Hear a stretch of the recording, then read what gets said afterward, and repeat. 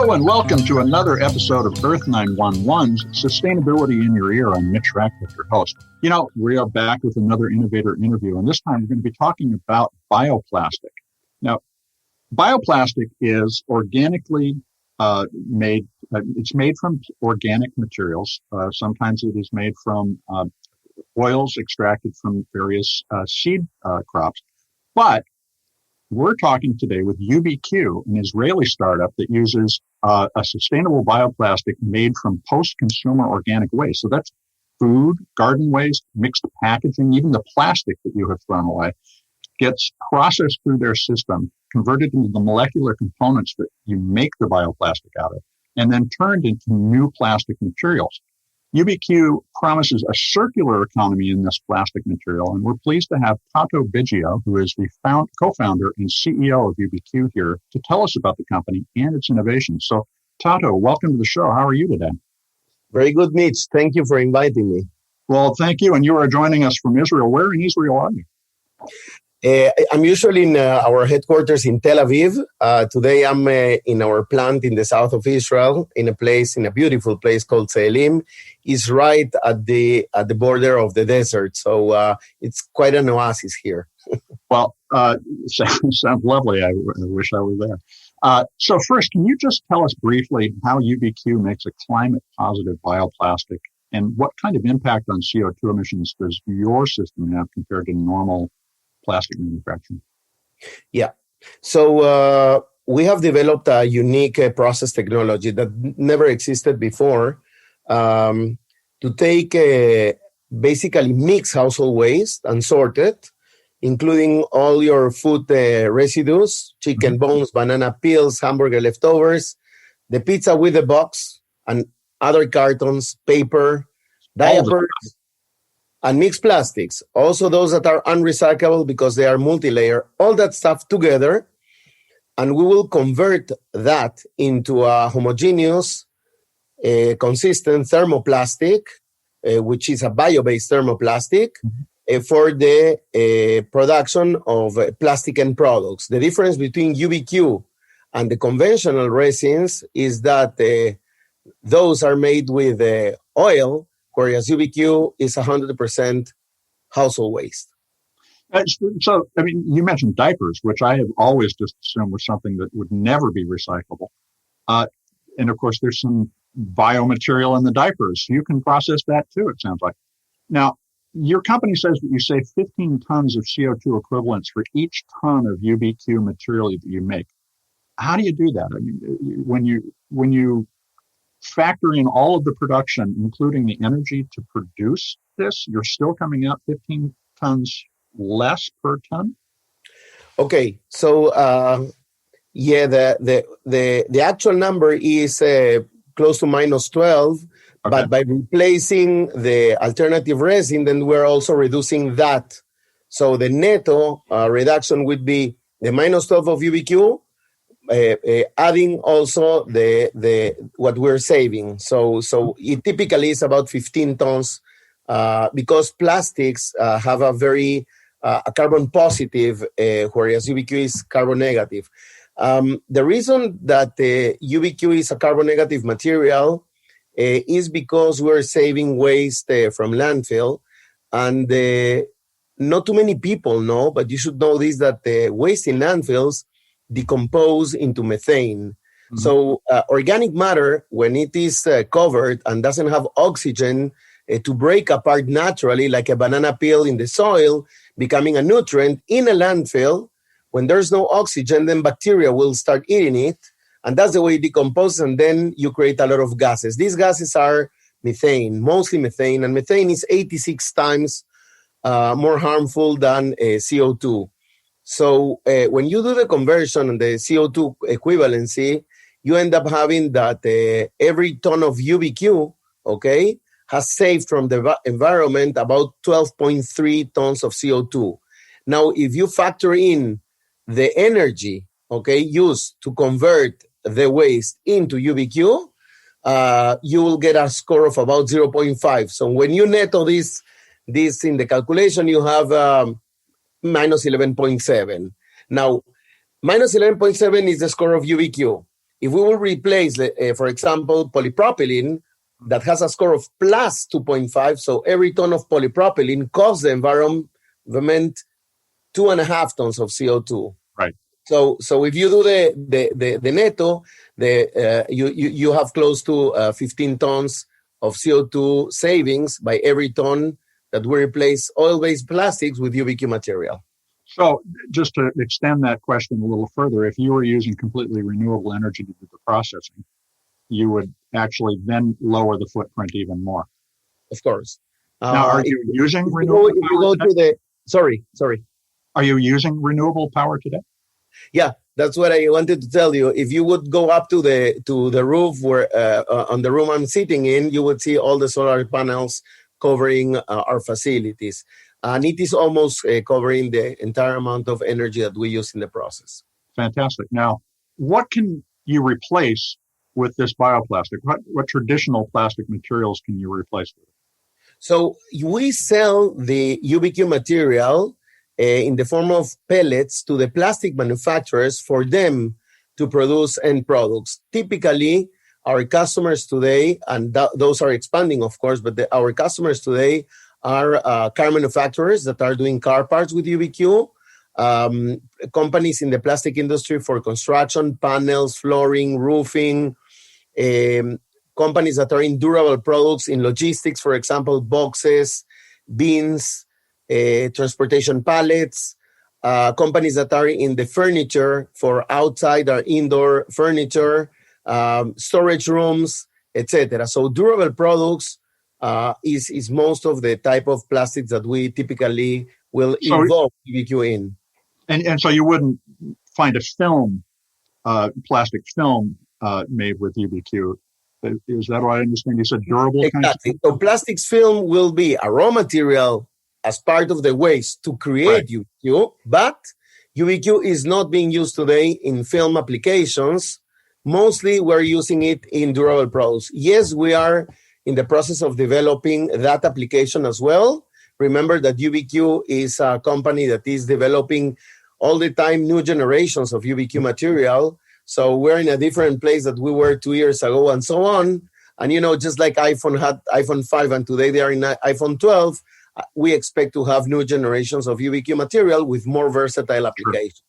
Now, at the end of life, when these durable products are finished being used, can this material be recycled or does it biodegrade more easily than other materials? No, this material, since we have plastics in the mixed household waste, this material will not biodegrade, but it is highly recyclable. Highly recyclable means that we're more recyclable than conventional plastics. Why?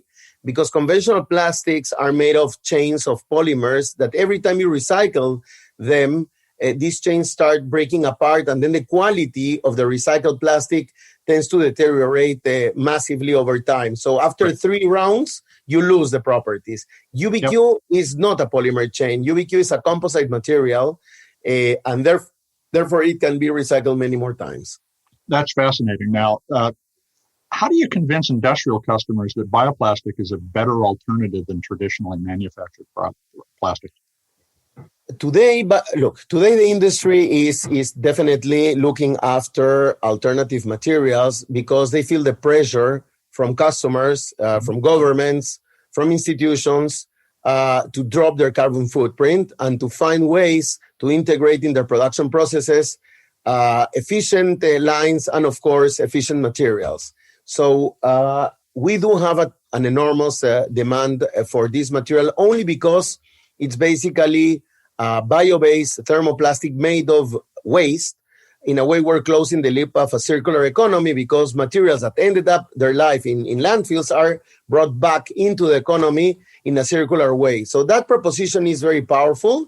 Second one is because we're saving carbon emissions. So by adding UBQ material in the blend of your end product, you will be dropping the carbon footprint of the product you're selling. Therefore, you are creating a better end product for your customers who are looking for this type of advantages. And number 3, and probably one of the most important ones, is that you have to be commercially viable. So many companies are looking for alternative materials. Regrettably, Most of them are highly expensive. In the case of UBQ, we're competitive, and therefore we have a potential penetration the way we're seeing today, where all these things converge into having an alternative material that is clean, that is a climate positive, that is closing the circular economy, that is replacing oil-based plastics, and that comes with a competitive price. Now, it's really encouraging to hear you say that corporations are interested in this environmentally responsible process. Plastics are ubiquitous in modern life, and we think of them as primarily petrochemical products. Now, we have to redefine that when we start talking about bioplastics. Can we realistically continue to use plastic packaging in a ubiquitous way, including films and plastics, while reducing our CO2 emissions globally? Look, that's a $1 million question, and that's what companies like UBQ are trying to solve. Mm-hmm. Because remember that we are taking care of the end of life of these materials that are typically unrecyclable. Okay, right. So we're a major milestone in this direction. Obviously, there need to be other solutions. Of course, UBQ is looking to expand significantly and to have a footprint in every country, mostly in the world. But it will take time. So we do need, a comprehensive way of addressing these issues. But biomaterials are definitely a very good alternative. Remember the problem that plastics are a great material. Mm-hmm. The problem of plastics is their end of life. And those plastics that are dumped or that are unrecyclable because they are multi-layers don't have yet a way to come back into the economy. And that is a real problem of plastics. If we can find solutions like UBQ to address those issues, then we will definitely have a better chance to leave a planet to our kids. But if we don't do that, well, we're in a way to a big disaster. Let me just say that you were talking about ubiquitous materials, ubiquitous mm-hmm. plastics. The reason we're called UBQ is precisely because we are a ubiquitous material that is addressing a ubiquitous problem, which is waste. So what are the challenges of growing your company globally? You just talked about it. I think you're in 4 major locations now, if I remember correctly. No, look, you're talking with the UBQ after years of developing a technology that we deployed to market only 2 years ago. Right. We're expanding our footprint from Israel in Europe, now in the Netherlands, building a very big factory. Mm-hmm. From then, we will continue expanding the footprint of new factories of UBQ in other countries of the world, of course. There's plenty of waste locally available, mostly everywhere. And UBQ is committed to making a change, and we are doing everything really to expand the scope of UBQ as fast as we can. So when you look at a region, and for instance, you did a partnership with the Central Virginia Waste Management Authority where they're distributing bioplastic recycling bins made with UBQ plastic. Right.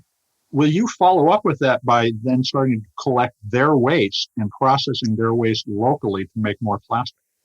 So the issue is as follows. If we would have a factory in Virginia or close to Virginia, we could reprocess that material in our factory. But we don't have a factory in every place yet, okay? Right. So our material, if it goes to a recycling station, it will be recycled in the stream of plastics naturally without any problems. So as much as we will have a local footprint, we will be able to collect. But remember, many of these durable products are being more and more collected by the manufacturers themselves. Right.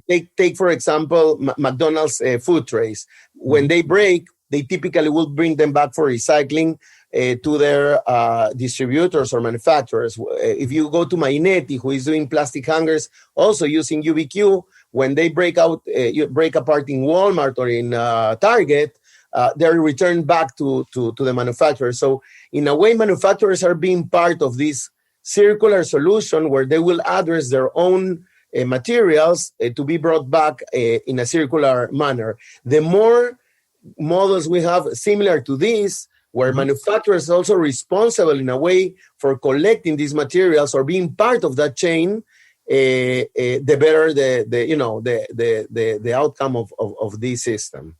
So, just thinking about the world when you have a global footprint, do you imagine there being many regional processing facilities, or do we ship stuff halfway around the world for processing? And which really is one of the big problems with our recycling system now. We move stuff to Asia to be reprocessed, then back to the United States, then back to Asia.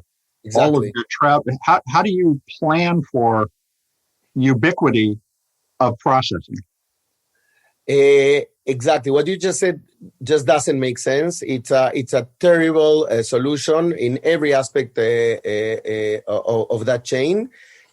Well, UBQ is typically locating its factories close to the waste source. So in a way, that waste that is being produced is taken to a UBQ plant or to our UBQ plant with a very close proximity. So all the water and all the things that you would need to transport that are really unnecessary will almost be saved by the proximity. Once you have UBQ material, you already have a ready-to-use material, and that will be shipped just like any other material within the certain economy. So if we will have plants, 10 plants in the United States, 3 plants in Canada, 4 in Japan, etc., we will be addressing the local waste with the local material.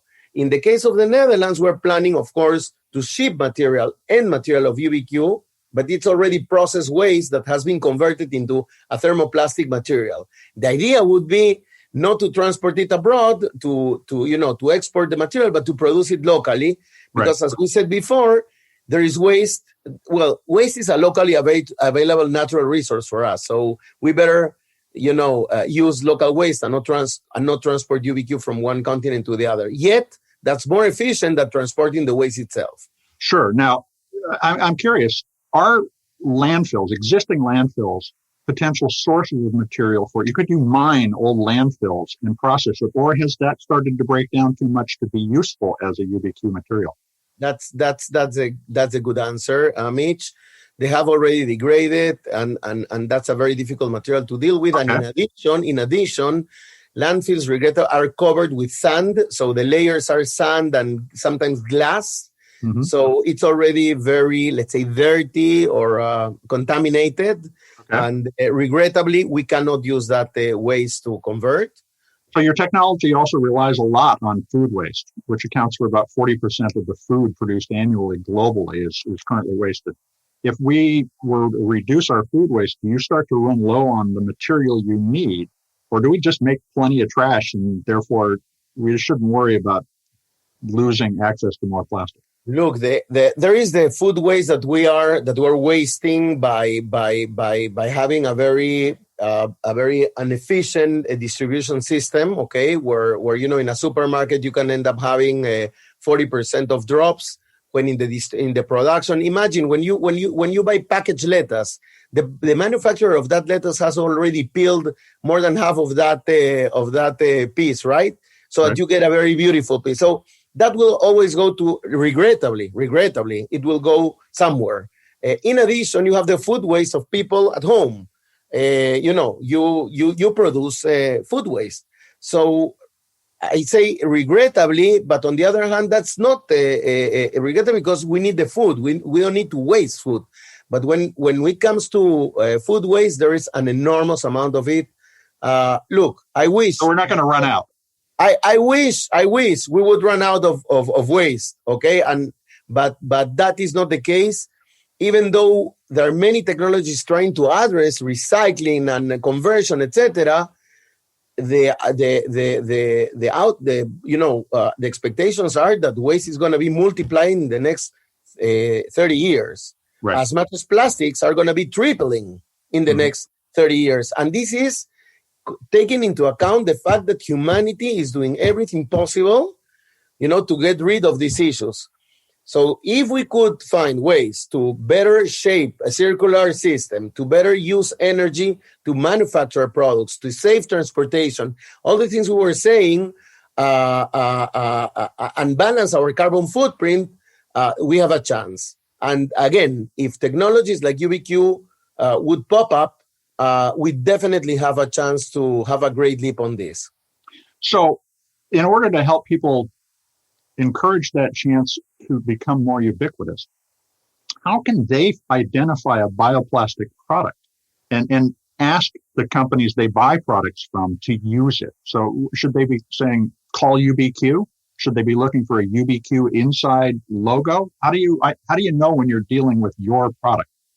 Okay, so a part of first of all, yes, the more people start demanding bio-based products, the more you will end up having a change. For example, imagine that we're producing a toolbox, okay? Mm-hmm. And one toolbox looks exactly the same as the other one. They cost the same, okay? They have the same functionality. One involves a bio-based material, the other one not. If you as a customer will pick that one, the one that has a bio-based material that has the same price, you will definitely be obliging the food chain of that product to start using bio-based material. So it comes from customers. Customers are the ones that are making this change. And brands are addressing those concerns of customers. Back to brands, the manufacturers need to address the concerns of the brands. And mm-hmm. we, as material suppliers, are providing the manufacturers, right, the new material that can address the end customer request. Now, we are branding UBQ. We already have a logo of UBQ. Actually, the food trays of McDonald's, Arcos Dorados, the biggest licensee of McDonald's in the world, is producing food trays using UBQ material, and they have branded in the corner. Okay, great. So you can find it. So yes, so you can find. I wish you could see the people that are hearing this could see this, but I can show you here. You see this flower with UBQ? That's mm-hmm. the brand, the new branded material. If you go to our internet site, you will be able to see our symbol and recognize products made with UBQ material. Okay, so consumers can have an impact by asking for something that is better for the planet. It's always good to hear. We often feel like we're powerless, and so that's a very encouraging thing to hear. Absolutely. Well, Tato, I want to thank you very much for talking to us about UBQ today. Thank you, Mitch, and congratulations for the important job you're doing. We need a lot of people doing this kind of thing to create an environment where everybody is aware that every one of us can do something. Well, it is on our listeners, and they are working to do that. So we hope we're helping. Thank you very much. Thank you to everyone. Thank you, Mitch. Well, folks, you can check out UBQ at ubqmaterials.com. That's all one word, ubqmaterials.com. Take a look. Ask for this kind of material when you buy a plastic product. Take the time to send an email to the producer to get them to start looking at alternatives to petrochemical-based plastics. Well, this is Earth911 Sustainability in Your Ear. I'm Mitch Ratcliffe, and we're going to be back with another innovator interview soon. In the meantime, take care of yourself, take care of one another, and let's all take care of this beautiful planet we live on. Have a green day.